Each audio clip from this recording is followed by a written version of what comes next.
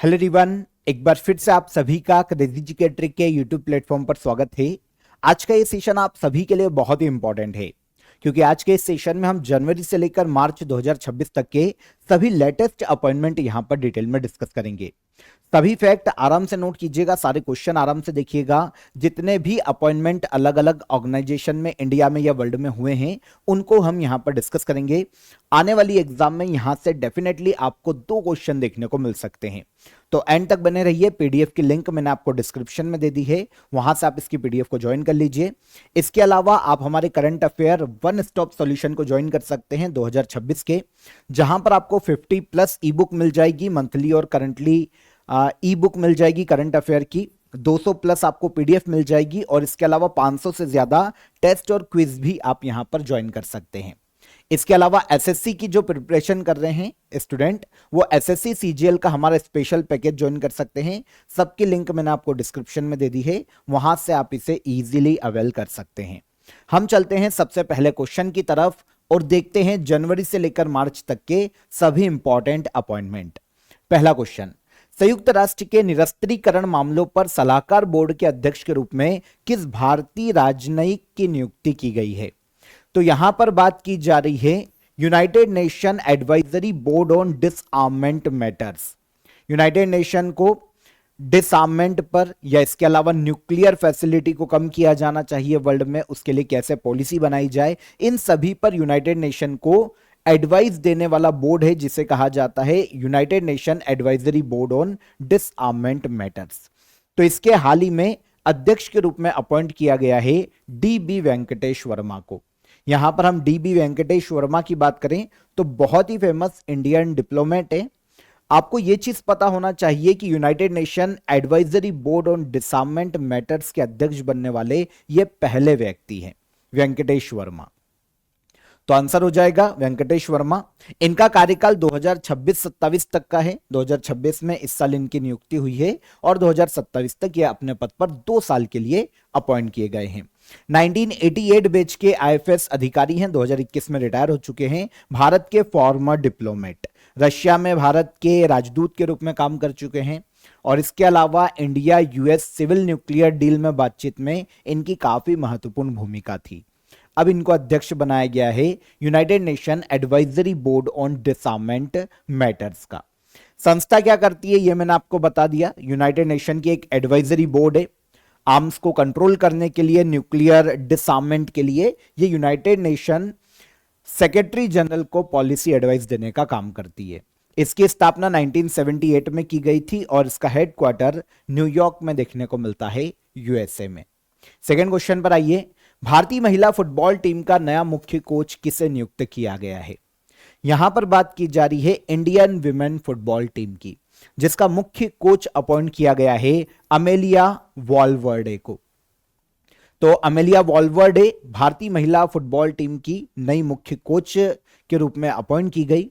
यहां पर आपको यह चीज पता होना चाहिए कि अमेलिया वॉलवर्डे खुद आती है कोस्टारिका से। ये कोस्टारिका की विमेंस फुटबॉल टीम की कैप्टन रही है कभी। अपनी टीम को मतलब कोस्टारिका की विमेन फुटबॉल टीम की जब भी कैप्टन थी तो इनकी टीम को इन्होंने 2015 और 2023 में फीफा विमेंस वर्ल्ड कप में ले जाने में मदद की थी। मतलब काफी अच्छा गेम दिखाया था। तो अब इनको ऑल इंडिया फुटबॉल फेडरेशन के द्वारा इंडियन विमेंस फुटबॉल टीम का नया हेड कोच अपॉइंट किया गया है। अमेलिया वॉलवर्डे कहां से है मूल रूप से? तो ये कोस्टारिका की रहने वाली है। इंडियन विमेंस फुटबॉल टीम, इसकी वर्तमान में कैप्टन है आशा लता देवी। इंडियन मेंस फुटबॉल टीम की यहां पर बात करते हैं तो इसके कैप्टन है गुरप्रीत सिंह संधू और हेड कोच है हमारे इंडियन मेंस फुटबॉल टीम के खालिद जमील। तो यहां पर मेंस टीम की बात हो रही है। अभी हेड कोच के रूप में इंडियन विमेन फुटबॉल टीम के हेड कोच का अपॉइंटमेंट किया गया 2026 में और यह बनी एमेलिया वॉलवर्डे। आगे चलें। All India football federation Bharat में फुटबॉल को रेगुलेट करने वाली गवर्निंग बॉडी है जिसकी स्थापना 1937 में की गई थी और इसका हेडक्वार्टर नई दिल्ली में देखने को मिलता है। ऑल इंडिया फुटबॉल फेडरेशन के अध्यक्ष के रूप में वर्तमान में प्रेसिडेंट कौन है? तो ये कल्याण चौबे है। आगे आइए। एशियाई ओलंपिक परिषद का नया अध्यक्ष किसे नियुक्त किया गया है? इस क्वेश्चन को स्पेशली नोट करना, यह पूछा जा सकता है। एशियाई ओलंपिक कमेटी या एसोसिएशन, इसके नए अध्यक्ष के रूप में हाल ही में अपॉइंट किया गया शेख जोहान बिन हमद अल थानी को। शेख जोहान बिन हमद अल थानी ये एशियाई ओलंपिक परिषद के नए अध्यक्ष के रूप में अपॉइंट किए गए। आपको पता है इनके पहले अध्यक्ष के पद पर एक इंडियन थे जिनका नाम है राजा रणधीर सिंह। राजा रणधीर सिंह इस संस्था के अध्यक्ष सितंबर 2024 में 44th Olympic council of Asia की जनरल असेंबली में निर्विरोध चुने गए थे नई दिल्ली में। वैसे इनका कार्यकाल 2028 तक का था, लेकिन स्वास्थ्य कारणों के कारण राजा रणधीर सिंह ने अपने पद से इस्तीफा दे दिया है। ये इंडियन है। अब इनके बाद कतर ओलंपिक कमेटी के अध्यक्ष, मतलब कतर के रहने वाले शेख जोहान बिन हमद अल थानी को ओलंपिक काउंसिल ऑफ एशिया का नया अध्यक्ष नियुक्त किया गया है। यहां पर राजा रणधीर सिंह ये ओलंपिक शूटर रहे हैं इंडिया के, जो कि ओलंपिक काउंसिल ऑफ एशिया के अध्यक्ष बनने वाले पहले इंडियन थे और पहले इंडियन थे जो कि पद से जिन्होंने इस्तीफा दिया और नए अध्यक्ष बने शेख जोहान बिन हमद अल थानी। ये कहां से आते हैं? तो ये खुद आते हैं कतर से। भारत के राजा रणधीर सिंह का कार्यकाल 2024 से 2028 तक का था, 4 साल का, लेकिन बीच में ही इन्होंने इस्तीफा दे दिया। ओलंपिक काउंसिल ऑफ एशिया एशियाई देशों में ओलंपिक खेलों का आयोजन करवाना, खेल गतिविधियों को बढ़ावा देने वाली संस्था है। 1982 में इसकी स्थापना की गई और ओलंपिक काउंसिल ऑफ एशिया का जो हेडक्वार्टर है वो कुवैत सिटी में देखने को मिलता है, कुवैत में। महाराष्ट्र की पहली महिला उप मुख्यमंत्री को नियुक्त की गई है? तो महाराष्ट्र की पहली महिला उप मुख्यमंत्री डिप्टी सीएम के रूप में अपॉइंट किया गया सुनेत्रा पवार को। देखिए 2 डिप्टी सीएम है महाराष्ट्र में, पहले एकनाथ शिंदे थे और दूसरे थे कौन? शरद पवार, सॉरी अजीत पवार, है ना। अजीत पवार दूसरे थे, लेकिन अजीत पवार की एक दुर्घटना में निधन हो गया था। उसके बाद अजीत पवार की जो पत्नी है सुनेत्रा पवार, ये डिप्टी सीएम अपॉइंट की गई महाराष्ट्र की। तो अब महाराष्ट्र में 2 डिप्टी सीएम अभी भी है, एक एकनाथ शिंदे पहले से ही हैं और पहली महिला डिप्टी सीएम बनी है जो कि राज्यसभा की सदस्य है सुनेत्रा पवार। ये अजित पवार की पत्नी है जो पहले डिप्टी सीएम थे इनके पहले, और अब उनके स्थान पर नई डिप्टी सीएम बनी सुनेत्रा पवार, महाराष्ट्र की डिप्टी सीएम बनने वाली पहली महिला। मणिपुर के नए मुख्यमंत्री कौन बने हैं? मणिपुर जो कि पूर्वोत्तर का राज्य, इसके नए मुख्यमंत्री के रूप में अपॉइंट किया गया युमनाम खेमचंद सिंह को। वाई खेमचंद सिंह। आपको पता है 2025 फरवरी मंथ में एन बीरेन सिंह ने मणिपुर के सीएम पद से इस्तीफा दे दिया था और उसके बाद मणिपुर में प्रेसिडेंट रूल लगाया गया था फरवरी 2025 में। 2026 में फरवरी में प्रेसिडेंट रूल को 1 साल पूरे हो रहे थे। उससे पहले ही मणिपुर के नए सीएम के रूप में अपॉइंट किया गया वाई खेमचंद सिंह को। यह बीजेपी से है क्योंकि बीजेपी का रूल है मणिपुर में, वहां पर बहुमत में बीजेपी है, तो वाई खेमचंद सिंह भी बीजेपी से आते हैं। मणिपुर के नए सीएम के रूप में इनको अपॉइंट किया गया है। तो इजी हो जाता है ये। अगर हम क्षेत्र देखें कि किस क्षेत्र से ये विधायक हैं, तो सिंह जमई सीट है इंफाल वेस्ट में, जहां से एमएलए के पद पर हैं वाई खेमचंद सिंह। 2017 से 2022 तक मणिपुर लेजिस्लेटिव असेंबली के स्पीकर रह चुके हैं और पिछली गवर्नमेंट में कैबिनेट मिनिस्टर के रूप में भी कार्यरत थे। यहां पर इंटरेस्टिंग यह है कि ये मैतेई कम्युनिटी से आते हैं। मैतेई कम्युनिटी के सीएम हैं वाई खेमचंद सिंह मणिपुर में, और 2 डिप्टी सीएम भी अपॉइंट किए गए मणिपुर में। एक है नेमचा किपगेन जो कि कुकी कम्युनिटी से आते हैं, और एक लोधी दिखो, ये नागा कम्युनिटी से आते हैं। तो ये 2 डिप्टी सीएम और सीएम कौन बने? वाई खेमचंद सिंह, मणिपुर राज्य के। नीति आयोग के अंतरिम सीईओ के रूप में किसे नियुक्त किया गया है? नीति आयोग के अंतरिम सीईओ के रूप में अपॉइंट किया गया निधि छिब्बर को। निधि छिब्बर कभी सीबीएसई के अध्यक्ष के रूप में भी काम कर चुकी है। अभी ये नीति आयोग की अंतरिम सीईओ के रूप में अपॉइंट की गई है। अभी तक नीति आयोग के सीईओ के पद पर थे बीवीआर सुब्रमण्यम, लेकिन इनका कार्यकाल 24 फरवरी 2026 को पूरा हो गया था, और इनके कार्यकाल पूरा होने के बाद अंतरिम सीओ के रूप में सीनियर आईएएस ऑफिसर निधि छिब्बर को अपॉइंट किया गया है। अंतरिम सीईओ है, मतलब जब तक परमानेंट अपॉइंट नहीं होते ये सीईओ के रूप में काम करेगी। ठीक है, जिम्मेदारी सीईओ की नियुक्ति, नियमित सीईओ की नियुक्ति तक सौंपी गई है। जब तक नए परमानेंट सीईओ नहीं आ जाते नियमित सीईओ, तब तक ये अपने पद पर काम करेगी। 1994 बैच की छत्तीसगढ़ कैडर की आईएएस ऑफिसर है निधि छिब्बर। पहले सीबीएसई के चेयरमैन के रूप में काम कर चुकी है और अलग अलग पद इन्होंने संभाला है। रिसेंटली भी ये नीति आयोग में development monitoring and evaluation office की डायरेक्टर जनरल के रूप में कार्यरत थे और अंतरिम सीईओ बनी है नीति आयोग की। नीति आयोग कभी योजना आयोग के स्थान पर 1 जनवरी 2015 को स्थापित हुआ था। National institution for transforming India के नाम से नीति आयोग को जाना जाता है। एक पॉलिसी थिंक टैंक है, भारत सरकार को सलाह देता है पॉलिसी मेकिंग पर। हेडक्वार्टर इसका नई दिल्ली में है। प्राइम मिनिस्टर हमेशा इसके चेयरमैन होते हैं और वाइस चेयरमैन के पद पर हैं सुमन के बैरी। मणिपुर हिंसा जांच आयोग के नए अध्यक्ष कौन बने हैं? मणिपुर हिंसा जांच आयोग या मणिपुर वायलेंस इंक्वायरी कमीशन, इसके नए अध्यक्ष जस्टिस बलबीर सिंह चौहान अपॉइंट किए गए। देखिए 2023 में मणिपुर में कुकी और मैतेई कम्युनिटी के बीच में हिंसा शुरू हुई थी, तो उस हिंसा में काफी लोग प्रभावित हुए थे। तो उस समय हिंसा की जांच के लिए सेंट्रल गवर्नमेंट के द्वारा मणिपुर वायलेंस इंक्वायरी कमीशन का गठन किया गया था 2023 में और उसके अध्यक्ष बनाए गए थे जस्टिस अजय लांबा। लेकिन अब जस्टिस अजय लांबा ने अपने पद से इस्तीफा दे दिया है 2026 में और इनके इस्तीफे के बाद मणिपुर वायलेंस इंक्वायरी कमीशन के नए अध्यक्ष बलबीर सिंह चौहान अपॉइंट किए गए, जस्टिस बलबीर सिंह चौहान। 1 मार्च 2026 को इन्होंने अपना कार्यभार संभाला है। अगर हम कमीशन की बात करते हैं तो यह कमीशन बना था 4 जून 2023 को। पहले अध्यक्ष थे जस्टिस अजय लांबा और अब 2026 में चेंज हुए हैं बलबीर सिंह चौहान।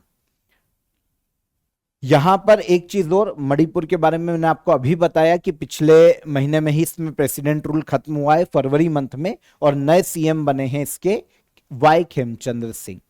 देखिए मणिपुर में ये कमेटी तो सेंट्रल गवर्नमेंट की है, लेकिन सुप्रीम कोर्ट ने मणिपुर में जो जाति हिंसा से पीड़ित लोग हैं उनके पुनर्वास के लिए, उनके वेलनेस पर एक कमेटी का गठन किया था निगरानी के लिए, जिसका नाम है जस्टिस गीता मित्तल कमेटी। तो इसे भी याद रखिएगा, ये सुप्रीम कोर्ट ने बनाई थी 2023 में, ये अभी इसका कार्यकाल 2026 में जुलाई तक के लिए बढ़ाया गया है।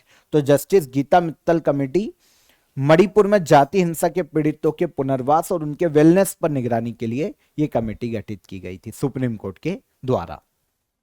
राष्ट्रपति द्रौपदी मुर्मू द्वारा अलग अलग राज्यों और यूनियन टेरिटरीज में गवर्नर और लेफ्टिनेंट गवर्नर की नियुक्ति की गई है। राज्यपाल की नियुक्ति का प्रावधान भारतीय संविधान के किस अनुच्छेद में है? तो भारत की प्रेसिडेंट द्रौपदी मुर्मू ने अलग अलग स्टेट और यूनियन टेरिटरी में गवर्नर और लेफ्टिनेंट गवर्नर अपॉइंट किए हैं। इनको अपॉइंट करने का प्रावधान संविधान के आर्टिकल 155 में उल्लेखित है। संविधान का आर्टिकल 155 कहता है कि राष्ट्रपति राज्य में गवर्नर और यूनियन टेरिटरी में लेफ्टिनेंट गवर्नर या प्रशासकों की नियुक्ति कर सकती है। तो अधिकार किसको है? भारत की प्रेसिडेंट को। इसी के तहत प्रेसिडेंट द्रौपदी मुर्मू ने 9 स्टेट और यूनियन टेरिटरीज में गवर्नर और लेफ्टिनेंट गवर्नर अपॉइंट किए हैं। अब यहां पर एक चीज और कि जो राज्यपाल का टेन्योर होता है ना, वो इंडियन कॉन्स्टिट्यूशन के आर्टिकल 156 के तहत उल्लेखित है, जिसमें प्रेसिडेंट की इच्छा तक एक गवर्नर और लेफ्टिनेंट गवर्नर अपने पद पर रहता है। हालांकि नियुक्ति आर्टिकल 155 में उल्लेखित है। अब यहां पर मैं आपको बता देता हूं कि गवर्नर और लेफ्टिनेंट गवर्नर कहां कहां पर अपॉइंट किए गए। डिस्क्रिप्शन में लिंक है आपके लिए पीडीएफ की, वहां से पीडीएफ ले लेना, आप इसको इजीली पढ़ पाओगे। ये एक बार में आपको याद नहीं होगा, या तो पॉज करके पढ़ लो या फिर पीडीएफ ले लेना और आराम से पढ़ लेना। सबसे पहले शिव प्रताप शुक्ला की बात करें तो ये हिमाचल प्रदेश के गवर्नर के पद पर थे, जिनको तेलंगाना का नया गवर्नर अपॉइंट किया गया। जिष्णुदेव वर्मा ये तेलंगाना के गवर्नर थे, जिनको महाराष्ट्र का गवर्नर बनाया गया। नंद किशोर यादव ये नागालैंड के गवर्नर बने हैं। लेफ्टिनेंट जनरल सैयद अत्ता हसनैन रिटायर हैं, ये गवर्नर बने हैं बिहार के। विनय कुमार सक्सेना ये लेफ्टिनेंट गवर्नर थे दिल्ली के, जिनको लद्दाख का एलजी बनाया गया है। फिर तरनजीत सिंह संधू, ये एक एम्बेसडर रहे हैं फॉर्मर, अब लेफ्टिनेंट गवर्नर बने हैं दिल्ली के। आर एन रवि तमिलनाडु के गवर्नर थे, इनको वेस्ट बंगाल का गवर्नर बनाया गया। राजेंद्र विश्वनाथ आर्लेकर, ये केरला के गवर्नर थे, इनको एक्टिंग गवर्नर का चार्ज दिया गया है तमिलनाडु में। कविंदर गुप्ता, ये एलजी थे लद्दाख के, जिनको अब गवर्नर बनाया गया हिमाचल प्रदेश राज्य में। तो ये अलग अलग अपॉइंटमेंट से, इनको याद रखिएगा। नागालैंड के 23वें राज्यपाल के रूप में किसने शपथ ली है? तो नागालैंड पूर्वोत्तर भारतीय राज्य के 23वें राज्यपाल के रूप में अपॉइंट किया गया है नंद किशोर यादव को। तो नागालैंड में 23वें गवर्नर के रूप में शपथ ली है नंद किशोर यादव ने। ठीक है, प्रेसिडेंट द्रौपदी मुर्मू ने इनको मार्च 2026 में नागालैंड का गवर्नर अपॉइंट किया था।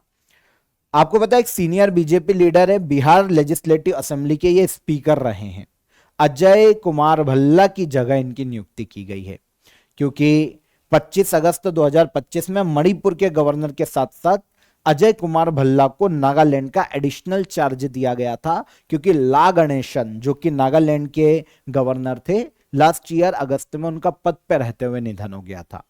तो अजय कुमार भल्ला को एडिशनल चार्ज दिया गया था नागालैंड का, क्योंकि वो मणिपुर के ऑलरेडी गवर्नर थे, तो एडिशनल चार्जेस संभाल रहे थे। अब नागालैंड के नए गवर्नर के रूप में अपॉइंट किया गया नंद किशोर यादव को।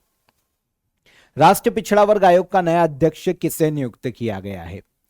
राष्ट्रीय पिछड़ा वर्ग आयोग के नए अध्यक्ष के रूप में अपॉइंट किया गया साध्वी निरंजन ज्योति को। तो साध्वी निरंजन ज्योति राष्ट्रीय पिछड़ा वर्ग आयोग की नई अध्यक्ष बनी।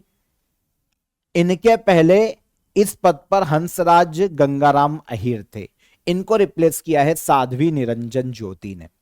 राष्ट्रीय पिछड़ा वर्ग आयोग एक संवैधानिक संस्था है जो कि देश में पिछड़े वर्ग आयोग की सुरक्षा, उनके हितों और अधिकारों की रक्षा के लिए काम करने वाली संस्था है।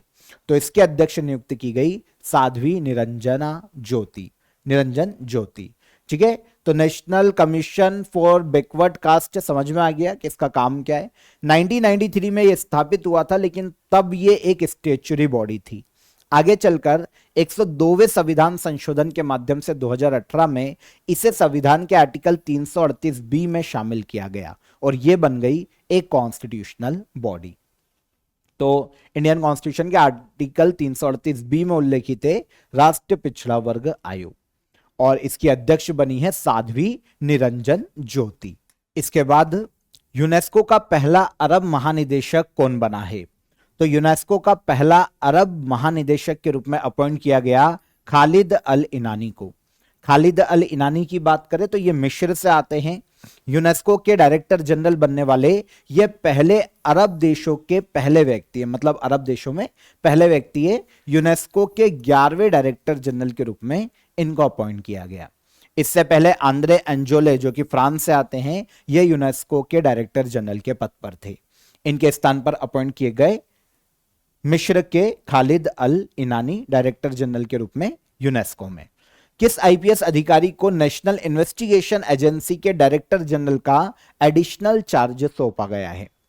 तो वो आईपीएस अधिकारी जिन्हें नेशनल इन्वेस्टिगेशन एजेंसी के डायरेक्टर जनरल का एडिशनल चार्ज दिया गया, ये हैं राकेश अग्रवाल। तो आंसर हो जाएगा आंसर डी। आईपीएस ऑफिसर है राकेश अग्रवाल, एनआईए के डायरेक्टर जनरल का एडिशनल चार्ज इनको दिया गया। 29 सितंबर 2025 को इन्हें एनआईए का विशेष director general, special director general appoint किया गया था, और अब इनको सदानंद वसंत दाते के स्थान पर राकेश अग्रवाल को एनआईए का डायरेक्टर जनरल अपॉइंट किया गया है। राकेश अग्रवाल हिमाचल प्रदेश कैडर के 1994 बैच के एक आईपीएस अधिकारी हैं। यहां पर एनआईए के बारे में हमको पता होना चाहिए। नेशनल इन्वेस्टिगेशन एजेंसी भारत में एंटी टेरर एजेंसी है स्पेशल। देश में सेफ्टी, सुरक्षा से जुड़े हुए मामलों की जांच करने की जिम्मेदारी एनआईए के पास होती है। काफी बार आपने इसके बारे में सुना होगा, सुर्खियों में रहती है एनआईए। इसका हेडक्वार्टर नई दिल्ली में है। राधा विनोद राजू इसके फाउंडर है, और 2008 में एनआईए की स्थापना की गई थी। कब? 2008 में। भारतीय महिला हॉकी टीम का मुख्य कोच किसे नियुक्त किया गया है? इंडियन विमेन हॉकी टीम का नया हेड कोच नियुक्त किया गया सजोड मारीजाने को। सजोड मारीजाने की बात करें तो ये खुद आते हैं नीदरलैंड से। नीदरलैंड डच के नाम से जाना जाता है ना। कभी डच भारत आए थे तो कहाँ के निवासी थे, नीदरलैंड के। तो ये नीदरलैंड हॉकी टीम के कोच रहे हैं, नीदरलैंड के रहने वाले सजोड मारीजाने, जो कि इंडियन विमेंस हॉकी टीम के नए हेड कोच अपॉइंट किए गए। आपको पता है इनके पहले अभी तक भारत के इंडियन विमेन हॉकी टीम के हेड कोच हरेंद्र सिंह थे। इनको रिप्लेस किया है सजोड मारीजाने ने। वैसे सजोड मारीजाने पहले भी इंडियन विमेन हॉकी टीम के मुख्य कोच रहे हैं। 2017 में इनको इंडियन विमेन्स हॉकी टीम का हेड कोच बनाया गया था और इन्हीं यही कोच थे जब टोक्यो ओलंपिक में 2020 में इंडियन विमेन्स हॉकी टीम ने इतिहास में पहली बार सेमीफाइनल खेला था। चौथे स्थान पर रही थी लेकिन पहला सेमीफाइनल खेला था इतिहास में इंडियन विमेन हॉकी टीम ने। यह 2021 में हुआ था टोक्यो ओलंपिक। ओके, उसके बाद फिर इन्होंने निजी कारणों से इस्तीफा दे दिया था 2021 में। अब 2026 में एक बार फिर से सजोड मारीजाने को ही इंडियन विमेन्स हॉकी टीम का हेड कोच अपॉइंट किया गया। इंडियन विमेन्स हॉकी टीम की अगर कैप्टन की बात करें तो ये सलीमा टेटे है, जो कि झारखंड से आती है। वर्ल्ड रैंकिंग में इंडियन विमेन्स हॉकी टीम 5वें नंबर पर आती है। देखिए फ्रेंड्स, करंट अफेयर यहां पर मैं आपको नियुक्ति और जितने भी टॉपिक वाइज करंट अफेयर है वो आपको लगातार मिलते हैं क्रेजी जीके ट्रिक पर। डेली करंट अफेयर में मैं आपके सारे करंट अफेयर लगभग कवर करवा देता हूं। तो करंट अफेयर तो आपका डेली करंट अफेयर और टॉपिक से कवर हो जाता है। लेकिन अगर आप स्टैटिक पोर्शन में आपको प्रॉब्लम आता है, जीएस के पोर्शन में अगर आपको एग्जाम्स में प्रॉब्लम आती है, तो आप हमारे 100 आवर जीएस के कोर्स को ज्वाइन कीजिए। यहां पर सारे जीएस के जितने भी सब्जेक्ट हैं बहुत ही इजी ट्रिक और इजी कॉन्सेप्ट के माध्यम से सारे कवर कराए गए हैं 100 आवर में। तो 100 आवर जीएस कोर्स को आप ज्वाइन कीजिए। डिस्क्रिप्शन में मैंने आपको इसके लिंक दे दिए, क्योंकि काफी स्टूडेंट होते हैं वनडे एग्जाम में जीएस को छोड़ के आ जाते हैं, क्योंकि बहुत बड़ा सब्जेक्ट होता है। अगर हम सबको मिला लें जीएस के जितने भी सब्जेक्ट ने तो इतना ज्यादा कोई पढ़ता नहीं है, इसलिए हमने 100 आवर जीएस का कोर्स आपके लिए निकाला है। इसे आप ज्वाइन कीजिए। सारे आपके जीएस के जो भी क्वेश्चन एग्जाम में आते हैं वो यहां से आपके इजीली 100 आवर में कवर हो जाएंगे। डिस्क्रिप्शन में लिंक है। इसके अलावा हेल्पलाइन नंबर आपके लिए रहता है, आप इस पर कॉल कीजिए। भारतीय खाद्य निगम के अध्यक्ष और प्रबंध निदेशक के रूप में किसे नियुक्त किया गया है? तो फूड कॉर्पोरेशन ऑफ इंडिया की यहां पर बात की जा रही है। जानते हैं संस्था क्या करती है? इंडियन गवर्नमेंट की एक ऐसी संस्था है जो कि कंट्रोल से जो राशन दिया जाता है, राशन कार्ड पर पीडीएस की दुकानें होती है, उनसे जो राशन वितरित किया जाता है ना, वो काम फूड कॉर्पोरेशन ऑफ इंडिया का है। तो जो भी अनाज है उसको सेव करना, गोदामों में स्टोरेज करना और उसके बाद पीडीएस सिस्टम से गरीबों तक पहुंचाना, ये फूड कॉर्पोरेशन ऑफ इंडिया का काम है। इसके हाल ही में नए अध्यक्ष और मैनेजिंग डायरेक्टर के रूप में अपॉइंट किया गया है रविंद्र कुमार अग्रवाल को। तो रविंद्र कुमार अग्रवाल चेयर और मैनेजिंग डायरेक्टर बनाए गए फूड कॉर्पोरेशन ऑफ इंडिया के। इनके पहले आशुतोष अग्निहोत्री इस पद पर थे, इनको रिप्लेस किया रविंद्र कुमार अग्रवाल ने। फूड कॉर्पोरेशन ऑफ इंडिया के बारे में हमको पता चल गया संस्था क्या करती है। स्थापना की गई थी 1965 में। एक स्टैट्यूटरी बॉडी है, क्योंकि फूड कॉर्पोरेशन एक्ट 1964 के माध्यम से इसे बनाया गया है। Ministry of consumer affair, food and public distribution के अंतर्गत फूड कॉर्पोरेशन ऑफ इंडिया काम करता है और इसका हेडक्वार्टर देखने को मिलता है नई दिल्ली में। विदेश व्यापार महानिदेशालय के महानिदेशक को नियुक्त किए गए? तो directorate general of foreign trade, इसके डायरेक्टर जनरल के रूप में अपॉइंट किया गया है हाल ही में लव अग्रवाल को। आंसर हो जाएगा आंसर बी। तो Lav Agrawal directorate general of foreign trade के डायरेक्टर जनरल अपॉइंट किए गए। इनके पहले अजय भादो इस पद पर थे और इनको रिप्लेस किया। वैसे ये एडिशनल चार्ज पर थे, एडिशनल चार्ज के रूप में काम संभाल रहे थे। तो अब नियमित नियुक्ति की गई है डायरेक्टर जनरल के रूप में लव अग्रवाल की। यहां पर संस्था की बात करें कि directorate general of foreign trade क्या है, तो इंडियन गवर्नमेंट की एक स्टैट्यूटरी बॉडी है जो कि भारत में फॉरेन ट्रेड एक्ट 1992 के तहत काम करती है। इसका काम क्या है? तो भारत में इंपोर्ट पॉलिसी बनाना, उसको लागू करना ताकि देश में ट्रेड को बढ़ावा दिया जा सके। यह काम है इंडिया में directorate general of foreign trade का। है ना, बिजनेस को बढ़ावा दिया जा सके। 1991 में इस संस्था की स्थापना की गई, नई दिल्ली में इसका हेडक्वार्टर है। एक्सपोर्ट बढ़ाने के लिए, इंपोर्ट को रेगुलेट करने के लिए directorate general of foreign trade काम करता है, जिसके डायरेक्टर जनरल बनाए गए हैं लव अग्रवाल। महाराष्ट्र के नए पुलिस महानिदेशक किसे नियुक्त किया गया? महाराष्ट्र के नए डीजीपी के रूप में अपॉइंट किया गया है सदानंद वसंत दाते को। सदानंद वसंत दाते, डीजीपी किसी भी स्टेट पुलिस का सबसे बड़ा पद होता है, तो डायरेक्टर जनरल ऑफ पुलिस के रूप में महाराष्ट्र में अपॉइंट किया गया है आईपीएस अधिकारी सदानंद वसंत दाते को। आपको पता है इन्होंने रश्मि शुक्ला को रिप्लेस किया है। रश्मि शुक्ला महाराष्ट्र की डीजीपी बनने वाली पहली महिला है। 31 दिसंबर 2025 को सेवानिवृत्त हो गई थी रश्मि शुक्ला, और इनके स्थान पर सदानंद वसंत दाते डीजीपी बने हैं महाराष्ट्र के। 1990 बैच के एक आईपीएस ऑफिसर हैं। झारखंड हाईकोर्ट के नए मुख्य न्यायाधीश महेश शरद चंद्र सोनाक को नियुक्त किया गया। वर्तमान में भारत में कुल कितने हाईकोर्ट हैं? तो यहां पर पहली चीज तो ये जो हमारा क्वेश्चन है, जो हमारी न्यूज है, झारखंड हाईकोर्ट, इसके नए मुख्य न्यायाधीश कौन अपॉइंट किए गए? तो महेश शरद चंद्र सोनाक को नियुक्त किया गया है झारखंड हाईकोर्ट का मुख्य न्यायाधीश। इंडिया में वर्तमान में 25 हाईकोर्ट देखने को मिलते हैं। कितने? 25। सबसे लेटेस्ट जो हाईकोर्ट है ना इंडिया में, वो अमरावती हाईकोर्ट है, आंध्र प्रदेश का, बात करेंगे हम। लेकिन अभी हम ये देखते हैं कि सेंट्रल गवर्नमेंट ने जस्टिस महेश शरद चंद्र सोनाक को झारखंड हाईकोर्ट का चीफ जस्टिस नियुक्त किया है। इसके पहले ये अभी तक बॉम्बे हाईकोर्ट के जज के रूप में कार्यरत थे, अब झारखंड हाईकोर्ट के मुख्य न्यायाधीश नियुक्त किए गए। और झारखंड के चीफ जस्टिस तरलोक सिंह चौहान, इनको क्योंकि 62 वर्ष की आयु में रिटायर हो गए, तो उसके बाद इन्होंने पद संभाला है झारखंड हाईकोर्ट के मुख्य न्यायाधीश के रूप में महेश सोनाक ने। ओके, इंडिया में जो हमारा क्वेश्चन था 25 हाईकोर्ट देखने को मिलते हैं। इनमें सबसे पहला हाईकोर्ट पूछा जाएगा तो याद रखिएगा, फर्स्ट हाईकोर्ट है कलकत्ता हाईकोर्ट, 1862 में बना था, है ना। एक हाईकोर्ट ऑफ इंडिया एक्ट लाया गया था 1861 में, इसके आधार पर कोलकाता हाईकोर्ट इंडिया का पहला हाईकोर्ट बना था 1862 में।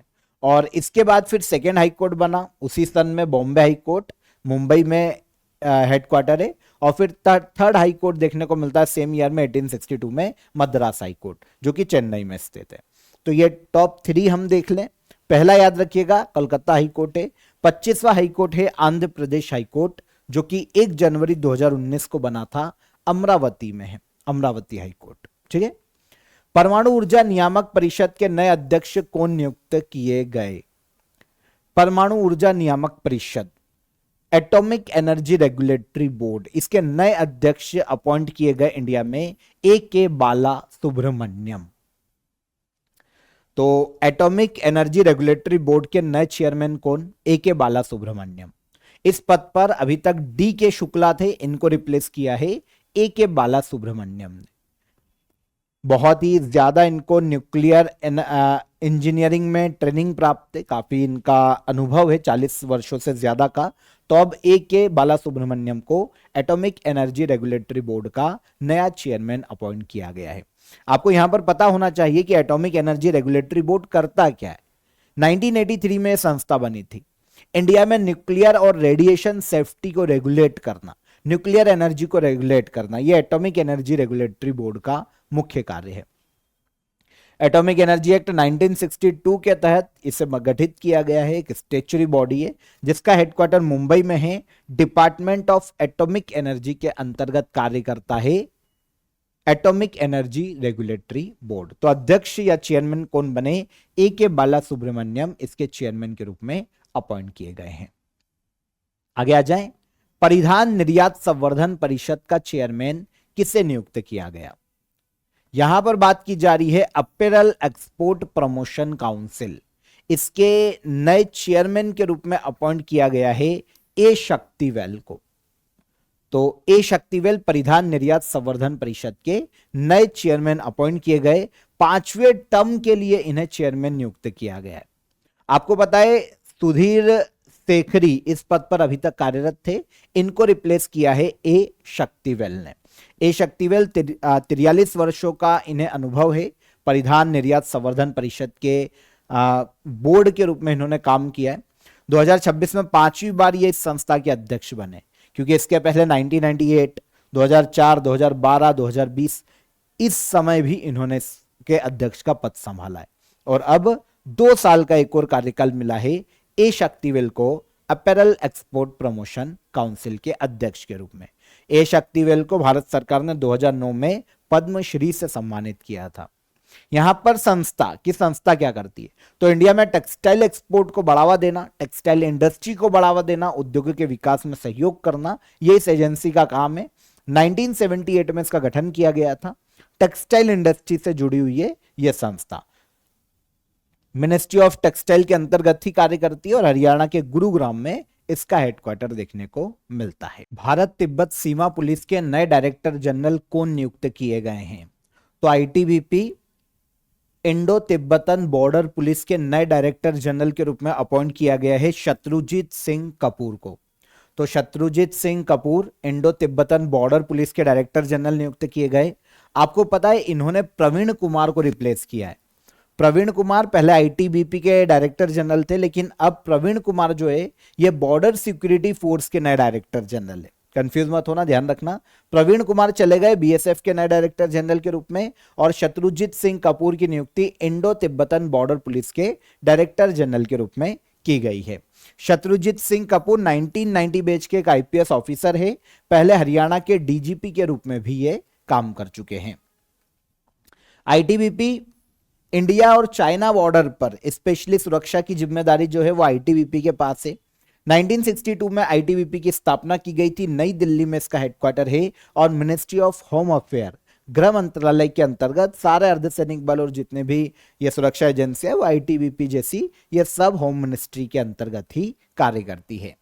गुजरात सरकार ने गिफ्ट सिटी का नया अध्यक्ष किसे नियुक्त किया है, तो गुजरात गवर्नमेंट ने गिफ्ट सिटी का नया अध्यक्ष नियुक्त किया है उदय कोटक को। इस क्वेश्चन को नोट कर लेना, यह पूछा जा सकता है। पहली चीज तो कि गिफ्ट सिटी का है तो ये गुजरात में स्थित है। तो गुजरात गवर्नमेंट ने देश के एक बहुत ही फेमस बैंकर और कोटक महिंद्रा बैंक के संस्थापक उदय कोटक को गिफ्ट सिटी का नया चेयरमैन नियुक्त किया है। इनसे पहले हसमुख अधिया गिफ्ट सिटी के अध्यक्ष के रूप में कार्यरत थे। इनको रिप्लेस किया है अब उदय कोटक ने। उदय कोटक इंपॉर्टेंट इसलिए हो जाते हैं क्योंकि 2026 में इसी साल उदय कोटक को पद्म भूषण से सम्मानित किया जा चुका है। इसी साल इनको पद्म भूषण दिया गया है और इसी साल ये गिफ्ट सिटी के नए चेयरमैन के रूप में अपॉइंट किए गए। उदय कोटक कोटक महिंद्रा बैंक के फाउंडर है। इंडिया के बैंकिंग सेक्टर में ये बहुत बड़ा नाम है। Gift city Gujarat international finance tech city के नाम से इसको पुकारा जाता है। गुजरात के गांधीनगर में है। यह इंडिया का पहला ऑपरेशनल स्मार्ट सिटी और पहला इंटरनेशनल फाइनेंशियल सर्विस सेंटर है। इंटरनेशनल फाइनेंशियल सर्विस सेंटर के तहत विदेशी मुद्रा में यहां पर व्यापार किया जा सकता है। तो गिफ्ट सिटी के नाम से यह भारत का पहला है ऑपरेशनल स्मार्ट सिटी है इंडिया की, जो कि कहां देखने को मिलती है, गुजरात में। यहां पर इंटरनेशनल फाइनेंशियल सर्विसेज सेंटर की बात की गई है। तो एक ऐसा क्षेत्र जहां पर फॉरेन करेंसी में ग्लोबल फाइनेंशियल सर्विसेज दी जाती है। तो ये इंडिया का पहला है गिफ्ट सिटी के नाम से गुजरात में। भारतीय चार्टर्ड लेखाकार संस्थान के अध्यक्ष कौन नियुक्त किए गए?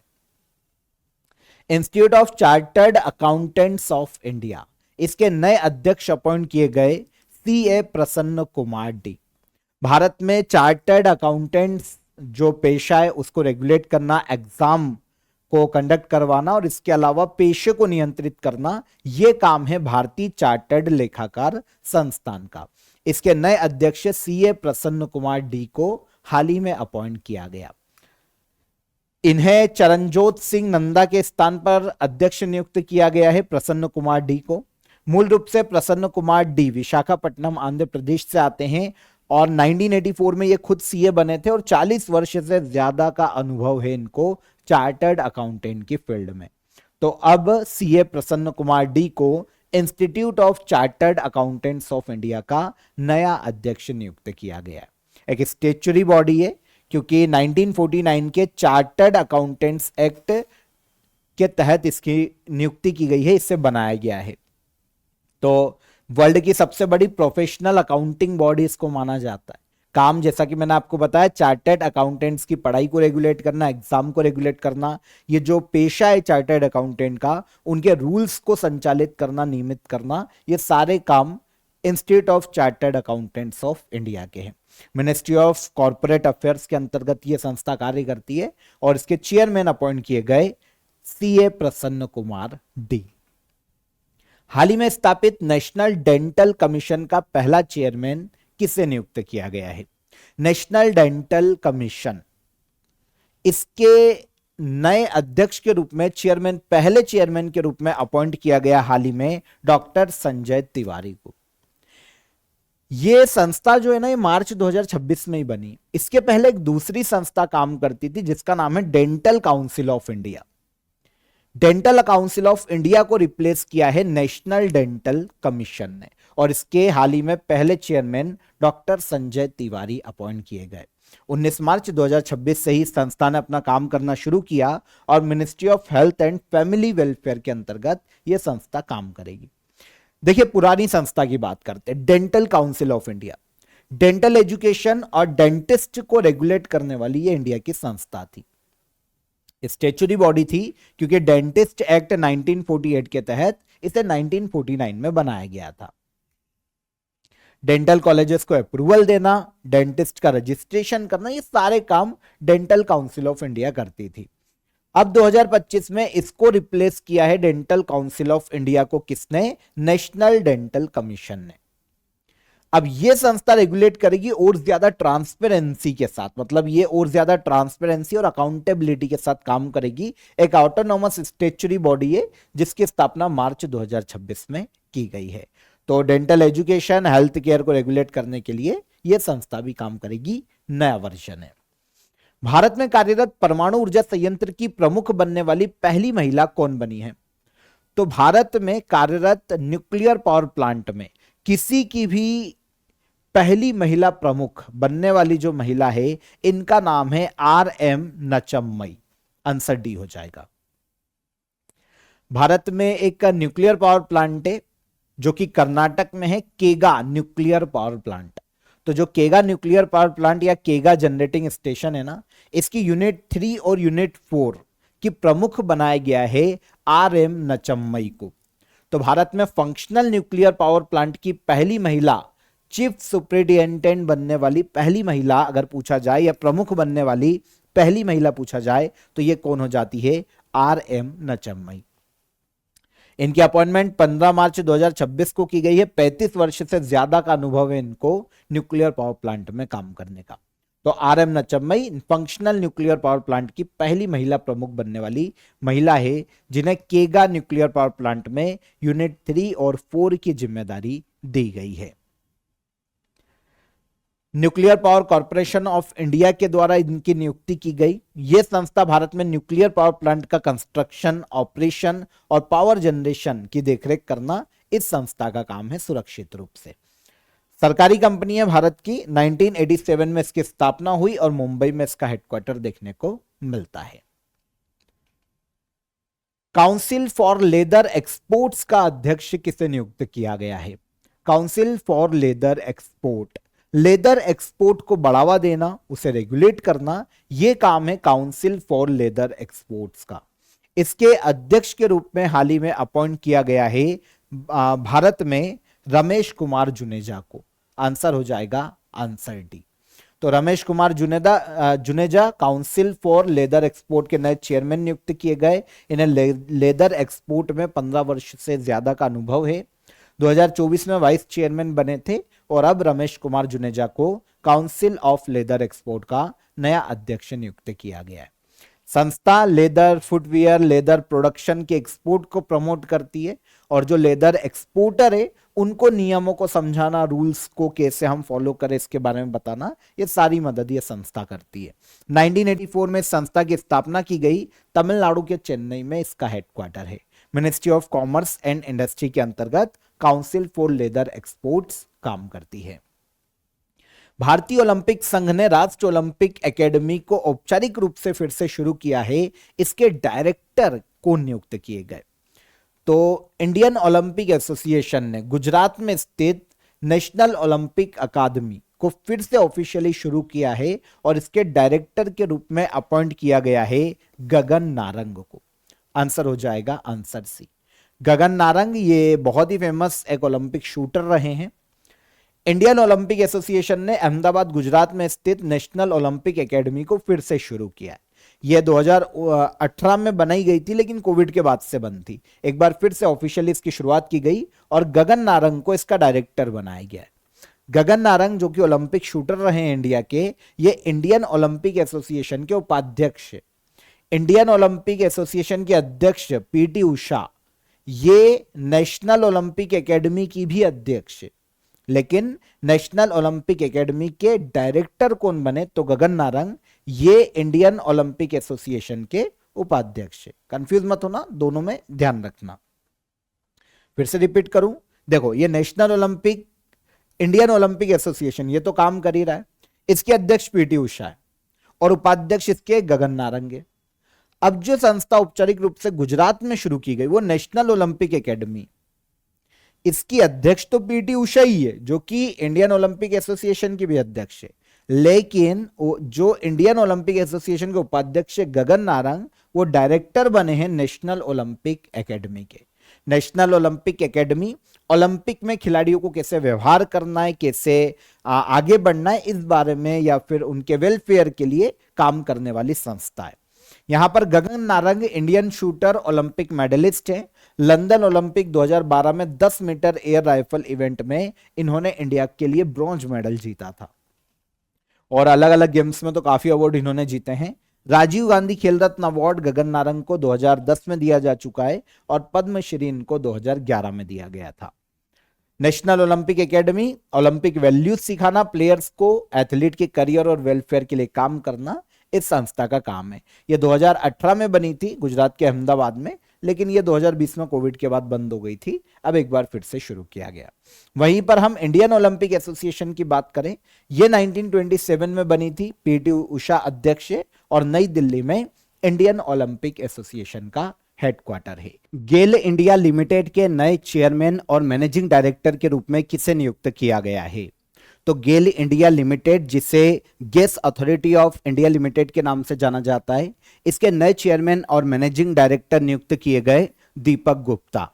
दीपक गुप्ता के पहले इस पद पर संदीप कुमार गुप्ता थे, इनको रिप्लेस किया है।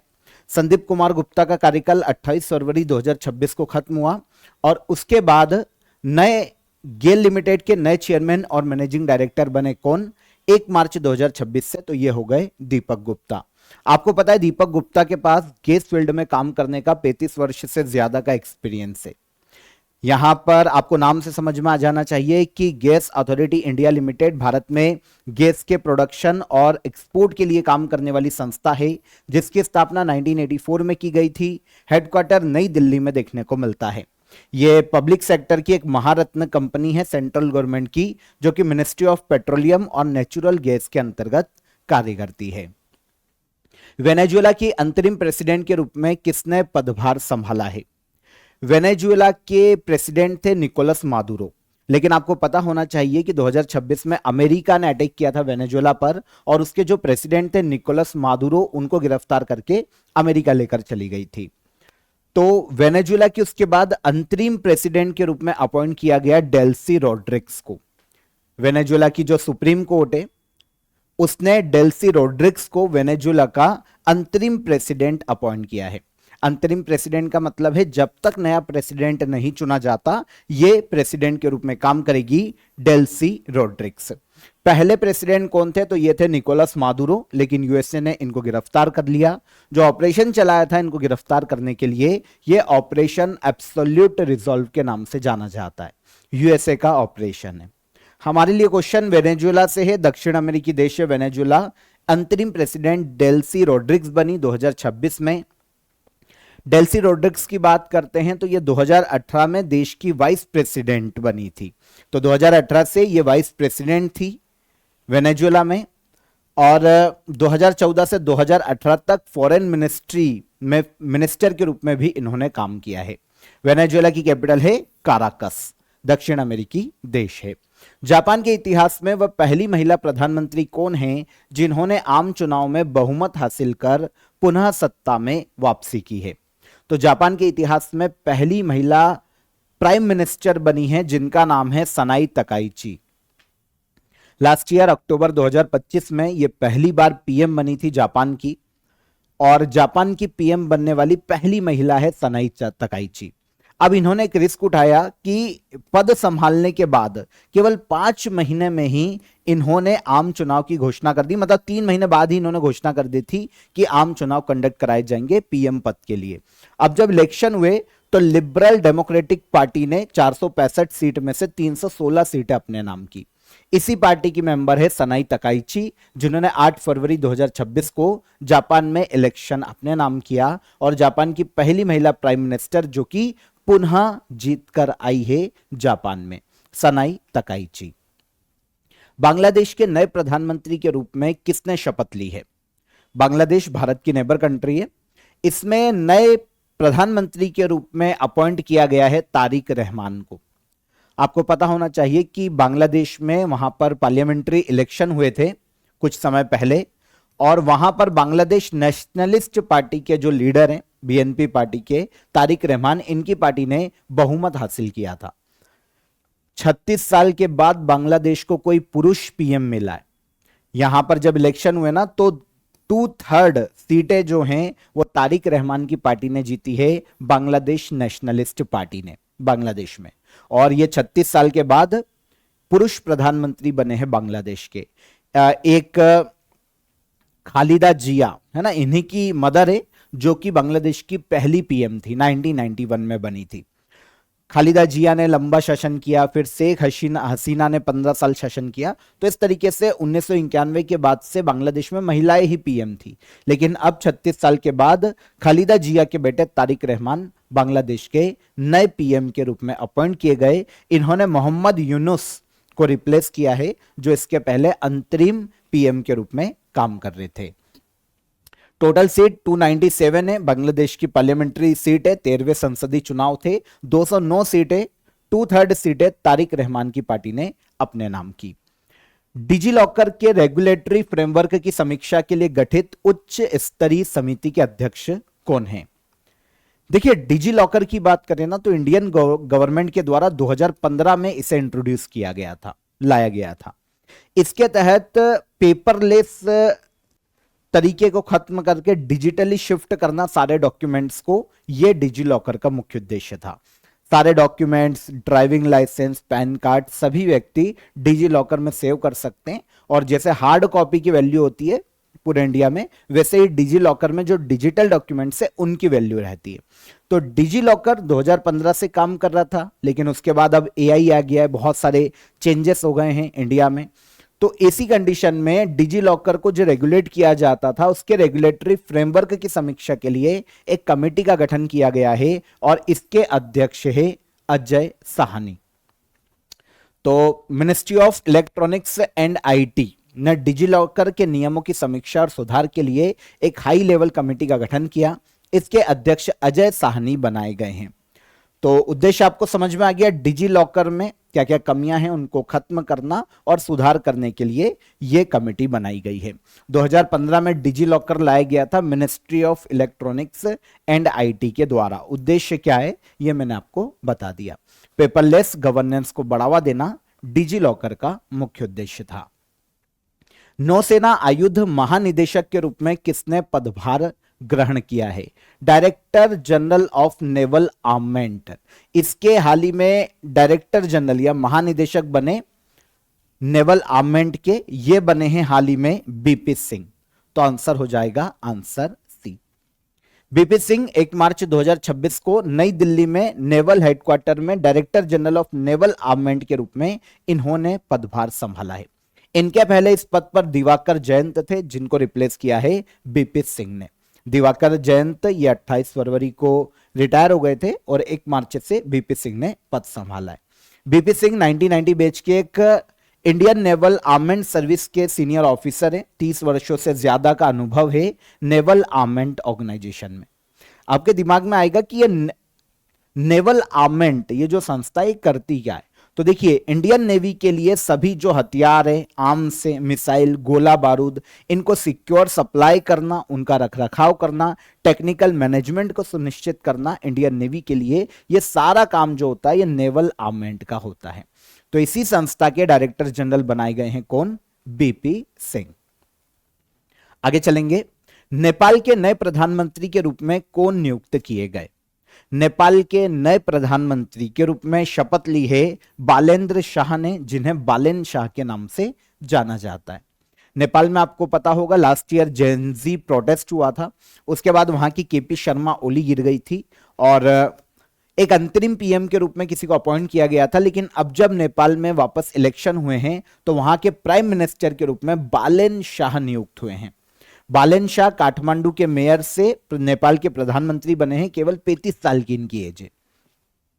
नेपाल में ये झापा 5 जो क्षेत्र है वहां से विधायक बने हैं।